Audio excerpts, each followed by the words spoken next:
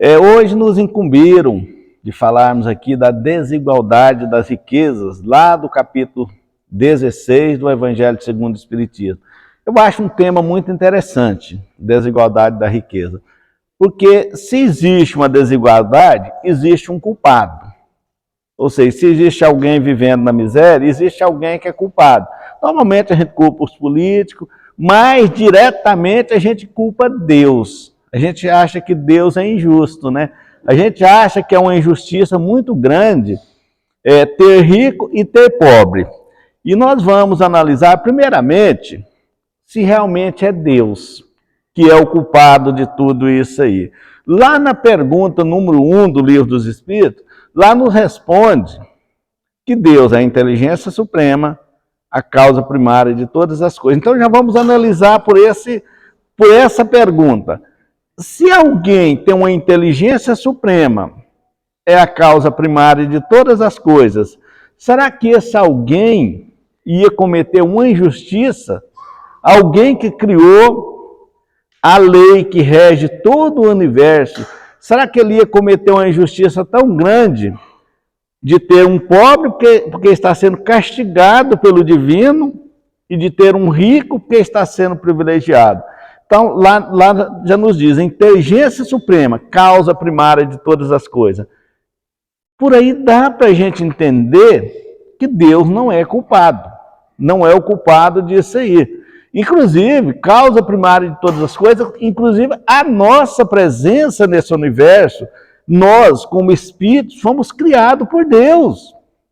E lá no Livro dos Espíritos diz que nós fomos todos criados, simples e ignorantes. Não fomos criados ricos e nem pobres, e nem com conhecimento, simples e ignorantes.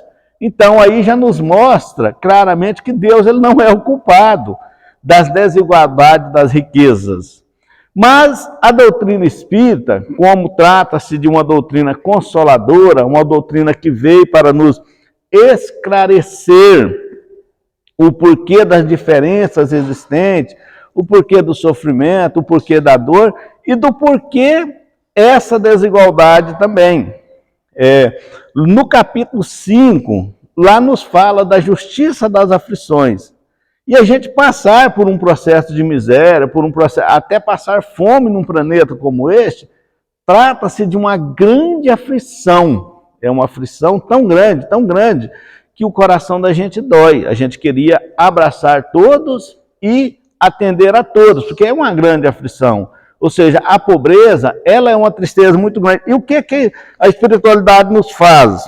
Lá no capítulo 5, quando ele nos fala dos bem-aventurados aflitos, lá nos fala justiça das aflições. Justiça das aflições. Então é a justiça da pobreza. Mas que justiça é essa? E lá nos faz algumas perguntas bem interessantes. Inclusive, quando a gente faz a leitura desse item lá, se não me engano, acho que é o 3, a gente fica pensando assim, se a gente ler só aquele item ali, a gente vai parar e vai ficar pensando, mas por quê?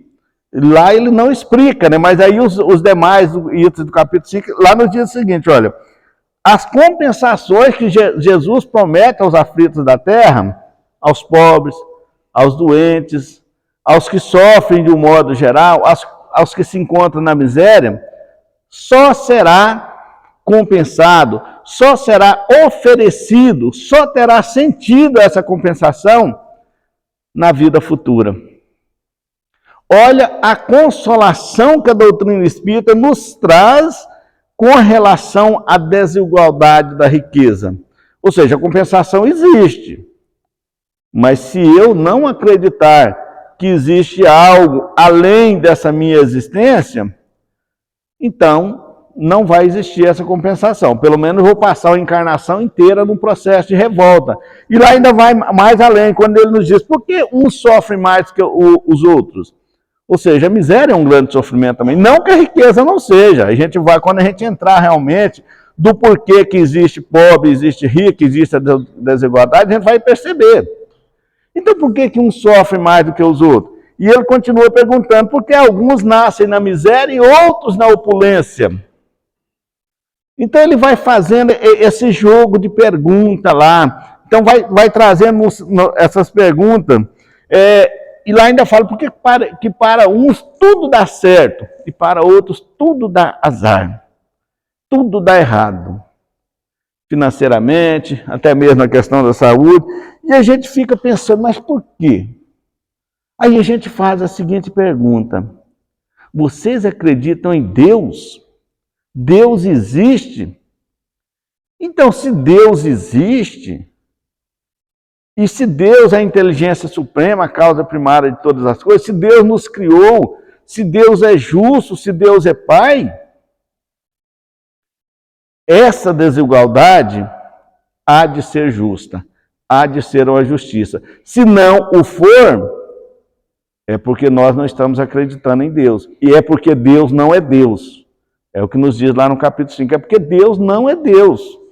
Então, esse Deus que todos que se diz que acredita num Pai Supremo, quando acha que Deus é responsável pela pobreza, por um país que está passando por uma miséria enorme, isso nos mostra claramente que aqueles que acreditam que é uma injustiça divina, ele não acredita em Deus.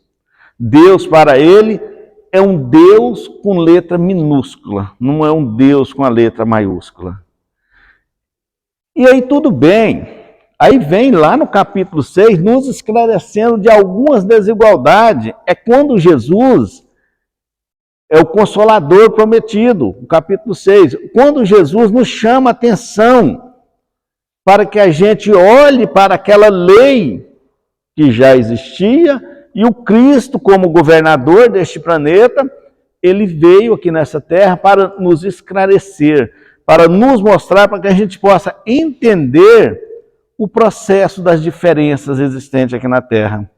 E lá nos diz o seguinte: vinde a mim todos vós que estáis cansados e sobrecarregados. A gente envolve de um modo geral os cansados e os sobrecarregados, mas a gente coloca nesse pacote aqueles que estão passando por um processo de miséria, por um processo de pobreza, que eles também estão cansados. E o Cristo nos diz: porque o meu jugo é suave. O jugo é aquela canga que a gente põe no boi. E todas as vezes que nós voltamos neste planeta, que a gente volta com a canga em nossos ombros, que pesa muito. E esse peso, esse jugo, ele só vai ser suave se a gente entender a lei. Mas não é a lei dos homens, é a lei de Deus, que o Cristo veio nos ensinar. E ele vai além, fala: olha, o meu fardo é leve. Ou seja, esse peso que a gente carrega nas costas das desigualdades, que mesmo que alguém seja rico, mas é um revoltado no mundo, porque ele não entende porque existe a pobreza, porque que alguém passa fome, esse fardo ele só vai ser leve se nós entendermos os ensinamentos de Jesus. Até aí tudo bem, né? A gente pode até entender, mas aí o Cristo nos põe uma condição lá, nesse mesmo capítulo 6, ele nos coloca uma condição. E mais uma vez ele volta a bater na tecla: olha, tudo isso só vai nos fazer efeito se a gente acreditar na vida futura. Então Jesus nos mostra claramente que todas as desigualdades, todas as misérias, todo o sofrimento existente aqui nesse planeta não se resolve apenas com alguns momentos de encarnação que nós passamos aqui. Não se resolve dessa maneira. Até agora nós ainda não chegamos no texto da desigualdade da riqueza. Nós só estamos falando das consolações que são nos oferecidas para que a gente não tenha revolta. Aí tudo bem, lá no finalzinho da leitura, ele fala o seguinte: olha, mas tem que levar em consideração o amor e a caridade. Então, se a gente está investido de amor, está investido da prática da caridade, a gente vai entender tudo isso aí. Mas vamos ao tema. Lá no tema, tem duas colocações que eu acho que elas são colocações bem técnicas. O que é colocação técnica? A colocação de uma realidade. O que lá no tema da desigualdade da riqueza nos diz? Olha, se nós pegarmos todas as riquezas do mundo, todas as riquezas e dividirmos em partes iguais. Em partes iguais para todos que está encarnado no mundo. Sabe o que vai dar para cada um? Nada. Vai dar uma mixaria tão pequena, mas tão pequena, que nós vamos ter que dividir uma cadeira dessa, talvez, na hora de sentar. Então vai dar uma quantidade tão pequena, aí a gente já entra em uma lógica divina, né? Não tem como, se a gente for dividir tudo, não vai dar nada para ninguém, que é muita gente para pouca riqueza. Essa é uma colocação técnica. E na leitura também nos traz uma outra colocação técnica. Imaginemos que a gente divida isso e cada um pega um tiquinho assim. As aptidões, as inteligências para administrar o dinheiro, fazer essa administração, uns têm mais, outros têm menos. Dentro de alguns dias, uns já está crescendo e outros vai continuar pobre, mas muito pobre. Então, essa colocação que nos traz lá no texto, lá, ela já traz uma lógica de o porquê, né? Nós já entendemos que Deus não é, já nos traz uma lógica de o porquê. Então, essa desigualdade, ela é fruto, e quem que é o culpado dessa desigualdade? O culpado dessa desigualdade, o culpado de nós sermos premiados com a riqueza ou de sermos premiados com a pobreza. Olha só a palavra, um prêmio da pobreza e um prêmio da riqueza. E realmente o é. O é. Porque a gente pode mudar de fase nesse jogo da vida. A gente pode mudar de fase, e lá no Livro dos Espíritos nos traz umas colocações mas muito interessantes, mas bem interessantes, que lá ele traz algumas perguntas lá, algumas perguntas que nos colocam claramente o porquê dessa desigualdade. Vamos fazer uma comparação. Eu estou encarnado neste planeta e Deus me dá a oportunidade, mas não foi nessa encarnação que Ele me deu, não, né? Mas com certeza Ele já deve ter me dado essa oportunidade. Então Deus me dá a oportunidade de voltar aqui na Terra e ser um homem rico, mas um homem muito rico.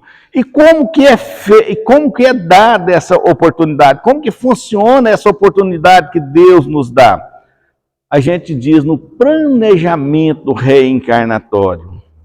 Então, toda vez que nós voltamos a este planeta através de um processo de reencarnação, a gente não volta do nada. Então, é tudo muito bem planejado. Aí façamos que, eu falo espiritualidade, eu quero voltar lá na Terra. Eu quero voltar, eu quero ter uma condição financeira boa. Tem uma casa espírita lá no Buriti Sereno. Eu quero ajudar muito aquela casa espírita. Eu quero distribuir o meu dinheiro, que não é meu, né, seu doutor Iron? Então a gente fala o meu dinheiro. Não. Toda vez que nós voltamos aqui neste planeta Terra e nós detemos algumas posses, alguns bens materiais, tudo a Deus pertence. Nós somos apenas usuário e temos esse dinheiro, esse patrimônio, como uma ferramenta. Uma ferramenta que vai nos auxiliar no processo evolutivo. Mas uma enxada eu posso carpir o meu quintal, mas eu posso agredir o meu irmão com essa enxada também. Então essa ferramenta é uma ferramenta muito perigosa. Ela é uma ferramenta muito perigosa. Então eu chego aqui com esse compromisso. Esse compromisso de ter todo esse dinheiro e auxiliar a casa espírita, auxiliar o meu irmão que está em necessidade, ou seja, fazer uma distribuição desses bens que foi colocado sobre a minha tutela. E aí eu chego aqui, eu sou tomado por um processo de apego e acabo não fazendo nada disso. E perco uma reencarnação inteira, porque eu não analisei o que estava na lei. Eu fiz um compromisso no plano espiritual e quando eu volto aqui no planeta, eu passo por cima de tudo. Eu simplesmente esqueço. Esqueço de que aquele compromisso era para ser assim e eu não faço daquele jeito. Quando eu desencarno, volto para o plano espiritual e eu chego lá no plano espiritual, eu percebo que eu falhei, que aquele dinheiro, aquele patrimônio, aquele poder que eu estava detendo nessa encarnação, era para mim fazer uma distribuição. Mas quando a gente fala distribuir, não é que alguém é muito rico, vai ter que repartir, doar dinheiro para todo mundo, não. Não funciona assim também. É você simplesmente, você se dispor, um empresário se dispor a pagar um bom salário, se alguém está precisando fazer uma doação. Não é simplesmente eu tenho 100 mil reais, vou dividir aqui por 100 mil pessoas e 1.000 para cada um. Não funciona assim também, viu? Então, você tem que ter aquele dinheiro e fazer um auxílio de acordo com as necessidades. Aí eu desperto no plano espiritual e falo, régua, falhei. Aí eu vou num processo de remorso muito grande e falo assim, mas eu falhei na prova da riqueza, e agora? Aí eu começo a trabalhar novamente um processo de reencarne aqui na Terra. Aí eu vou assim, bom, se eu falhei na prova da riqueza, eu deixei de auxiliar alguém, foram tantos miseráveis que bateram na minha porta e eu não tive coragem de auxiliar. Aí eu falo, eu quero voltar, só porque dessa vez eu quero voltar pobre. Eu quero voltar numa condição bem miserável. Quem que é o culpado da pobreza? E quem que é o culpado da riqueza? É justamente nós. Nós somos o culpado. E a pobreza, quando eu volto num processo muito pobre, muitas vezes eu volto numa pobreza enorme, só que eu ainda tenho a mania da riqueza. Eu diria que eu ainda tenho assim aquele orgulho do rico.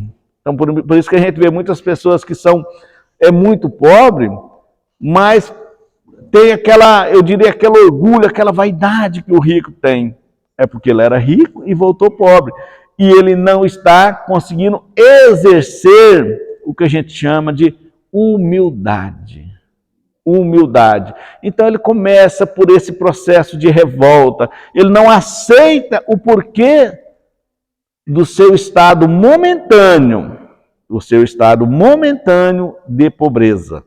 A gente diz momentâneo porque é tudo muito rápido, passa muito rápido.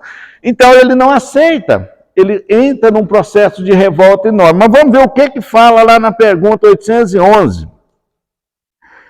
Seria possível, e já existiu alguma vez, a igualdade absoluta das riquezas? Kardec faz essa pergunta lá no Livro dos Espíritos. Seria possível? Já existiu alguma vez? E ele responde justamente aquilo que eu falei. Olha, não, vírgula, ela não é possível. Ela não é possível. Primeiramente, porque lá no capítulo 16 nos fala, tecnicamente não tem como, né? Não tem como, vai sobrar uma mixaria para cada um, e cada um tem a sua aptidão. E ele continua, a diversidade das aptidões opõe a isso. E quando a gente diz aptidões, é que cada um tem um processo de evolução. Tem uns que administram melhor os bens financeiros, outros já não sabem administrar bem. Uns ficam ricos e de repente ficam pobres, porque gastam demais. Outros gastam de menos, alguns até ficam muito ricos, passa a encarnação inteira rico, mas guarda o dinheiro. Ele não doa, ele não gasta, ele guarda. Vai para a herança. E aí quando ele desencarna, ele não fez um bom uso desse dinheiro.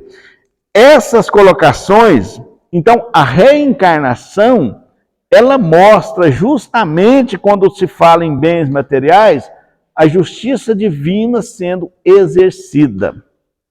E essa justiça divina é o que faz com que a gente se torne mais humilde na pobreza e consiga abater o nosso orgulho na riqueza.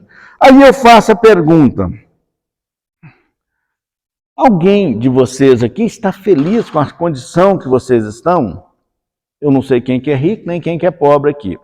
Então, se alguém não está feliz, procure analisar a sua trajetória espiritual. Evidentemente que nós não vamos nos lembrar do que nós fomos na encarnação passada, mas vamos analisar a nossa trajetória espiritual, vamos analisar as nossas tendências que nós temos aqui nessa nossa encarnação. E a gente vai perceber que o divino não erra, que Deus não erra. Então, ele nos dá justamente aquilo que nós pedimos, que nós imploramos e que nós precisamos. A melhor maneira. E vocês acham que qual que é pior, a prova da riqueza ou a prova da pobreza? Se a gente fazer essa pergunta aí fora, todo mundo fala, mas ser pobre é ruim demais. Realmente é ruim ser pobre, mas ser rico é difícil demais também, gente. Vocês não lembram quando vocês foram ricos na encarnação passada? Quando vocês foram pobres na encarnação passada? Se vocês não lembram, durante o sono vocês vão lembrar. Então, o que é que ele nos diz aqui? Por que Deus, na pergunta 814 do Livro dos Espíritos, por que Deus deu a uns a riqueza e o poder, e a outros a miséria? Então, Kardec, ele teve o capricho de perguntar tudo isso aí lá no Livro dos Espíritos. Por isso que a doutrina espírita, ela é consoladora. Ela é consoladora. A doutrina espírita, ela nos mostra o porquê que acontece isso e acontece aquilo. E a espiritualidade responde para Kardec de uma maneira muito simples, que eu já falei aqui. Olha, para experimentar cada pessoa de uma maneira diferente. Então, a gente é pobre, a gente é rico, então nós somos experimentados. Pobreza e riqueza são oportunidades, são maneiras de nos experimentar. E ele segue. Além do mais, como vocês sabem, essas provações são escolhidas pelos próprios espíritos. E nisso muitas vezes fracassam. Olha só. Então já ficou bem provado aqui que Deus é justo. Que a justiça divina existe. E que Deus ele nos dá a oportunidade de escolher o que a gente acha que é melhor para a gente. Se for a pobreza, que seja a pobreza. Se for a riqueza, que seja a riqueza. E ele continua perguntando aqui, qual das provas é mais difícil para o homem? E ele responde, a espiritualidade vai responder para Kardec. A da desgraça, a da miséria ou a da riqueza? Se a gente perguntar aí fora, mas se eu fosse rico, eu iria ajudar. Mas será que iria mesmo? Quando meus meninos eram crianças, eu já sou bem velhinho, né? Isso há mais ou menos 30 anos atrás, 25, 30 anos atrás, o meu menino do meio, ele fala assim, mamãe, o papai podia ganhar na Mega Sena. Naquela época, acho que nem Mega Sena era, naquela época era só Sena. Podia ganhar na loteria, Aí um dia a mãe dele falou para ele assim, olha, meu filho, não é bom o papai ganhar na loteria não, senão ele vai ficar rico, ele vai largar a mamãe, vai arrumar outra. Não, mamãe, eu não quero que o papai ganhe na loteria mais, eu quero que a gente fique pobre. Então, a gente percebe que a fala dessa criança parece algo assim até engraçada, mas é uma realidade. Quantos e quantos que estão na pobreza, têm uma família, cuida dessa família, ama essa família, de repente, esse cidadão, ele consegue ganhar um prêmio da loteria, ou consegue enriquecer de outra maneira, a primeira coisa que aquela riqueza faz para ele é jogar ele no buraco. Ele não suporta e não tem condições de administrar a riqueza. É por isso que ele pediu a pobreza. Então ele vai arrumar outra mulher, talvez vai comprar um carro, vai sair correndo demais, vai sofrer um acidente, vai desencarnar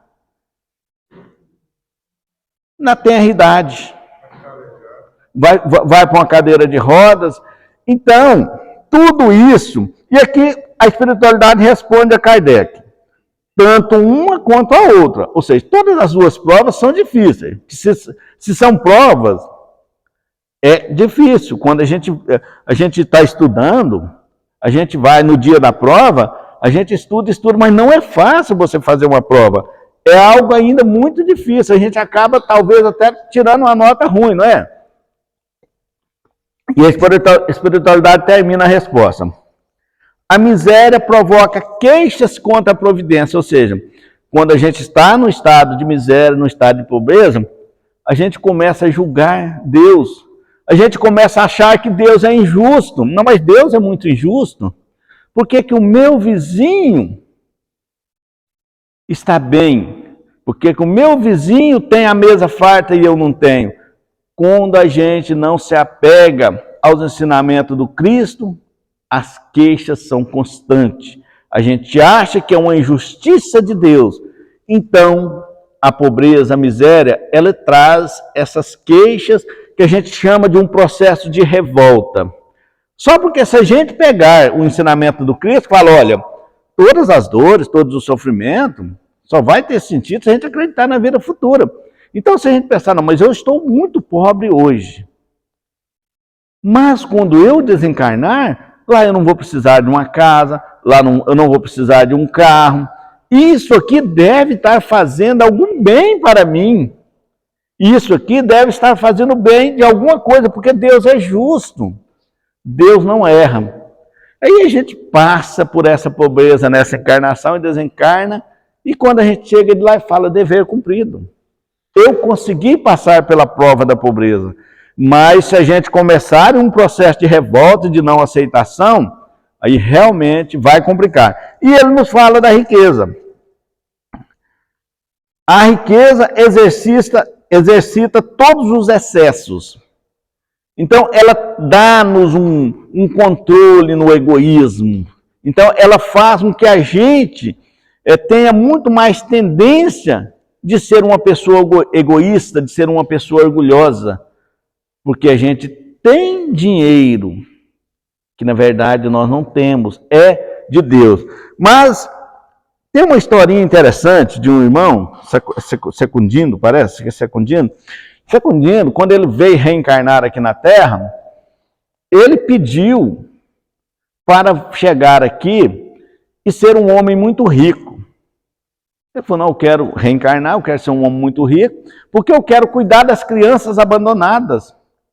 Quantos de nós já não fizemos isso, né? Eu quero cuidar das crianças abandonadas. E a espiritualidade falou, não, esse cabra aí vai ser bom, ele realmente ele vai cumprir com o compromisso dele. E ele reencarna aqui na Terra, né, na meninice, cresce, e os negócios para ele sempre dava certo. Todo negócio que ele fazia, ele conseguia ganhar muito dinheiro. E ele foi enriquecendo, e adiando o compromisso dele para cuidar das crianças abandonadas.